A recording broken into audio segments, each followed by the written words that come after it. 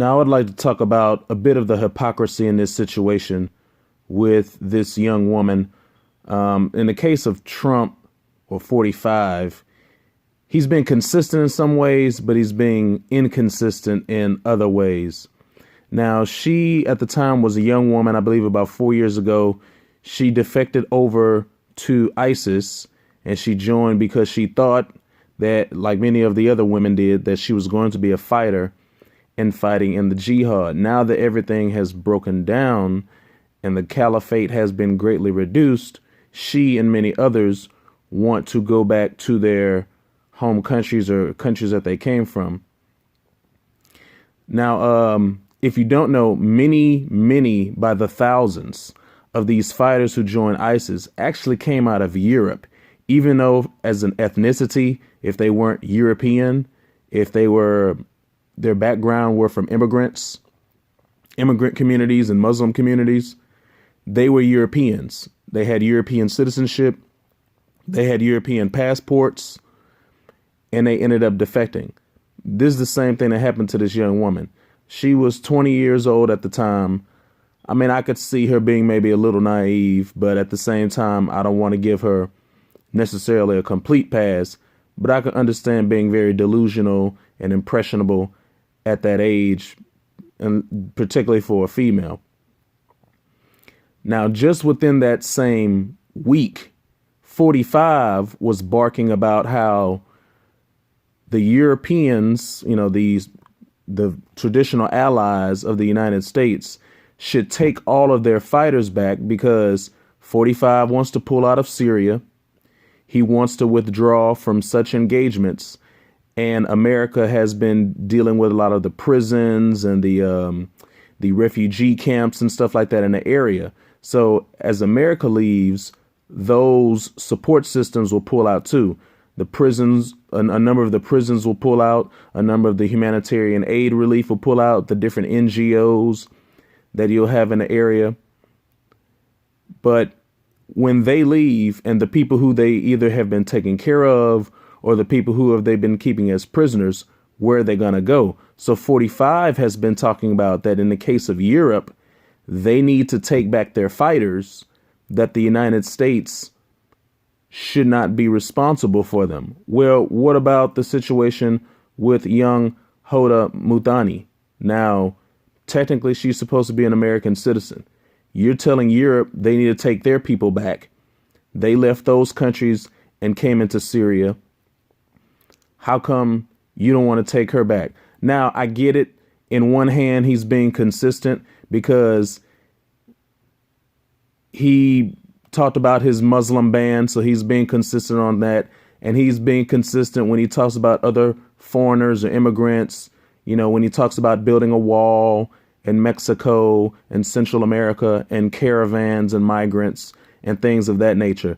But she, just like the males and the females, she defected from a Western country. She didn't come from the region. She came from over here.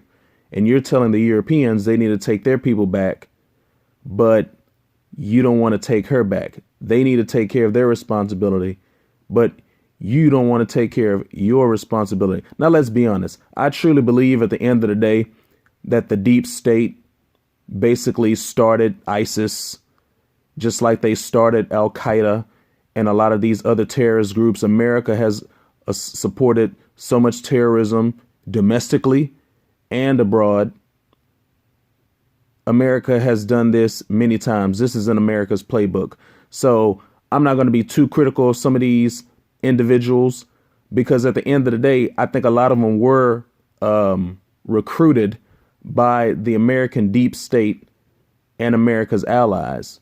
But now the chickens want to come back home to roost, and they don't want to take their people back. Now, the Europeans have definitely been comfortable with the terrorism that they've committed in other people's countries. America has been comfortable with the terrorism that it has done in other places and the terrorism that it's inflicted on people here at home domestically. But you don't want to handle your mess once the situation falls out. And we know what the results of that could be.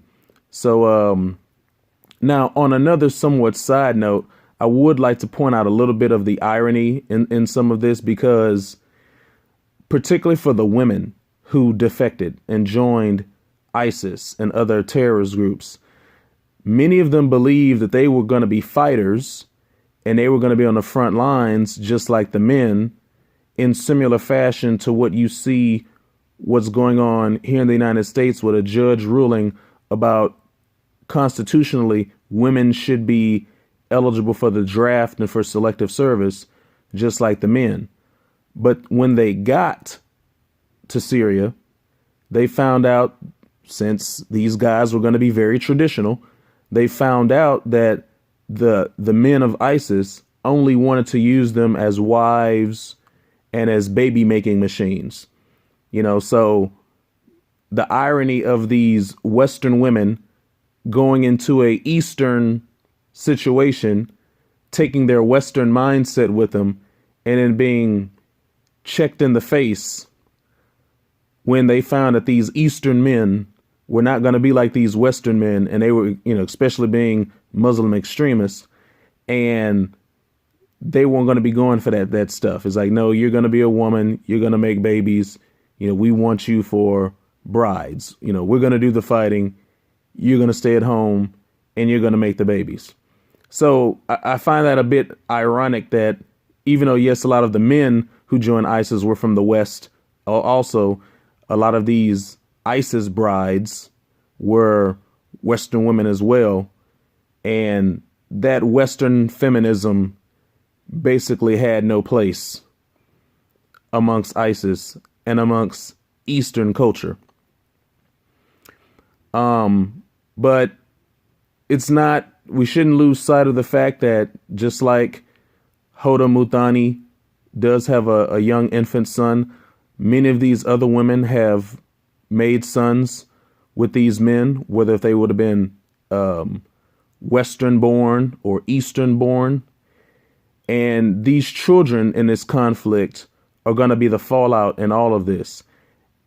And we shouldn't lose sight of that. And just like America and its allies have left these fragments in the conflicts that they've been involved in, you're going to have yet another generation of young boys and young girls whose parents were born in the West, but who have a heritage and roots and an ethnicity and a situation that is rooted in an Eastern situation as well as Islam, unfortunately. So I think that we all in these countries should be careful about how we handle the children, because at the end of the day, they are the ones that are truly innocent in this whole ordeal. A lot of this stuff is just really it's politics and false flags and just conspiracy and trying to set certain things in motion. But the children that were born because of all of this are truly innocent. And these Western countries, as well as even Eastern countries, should really have a care in how they handle the situation with these children.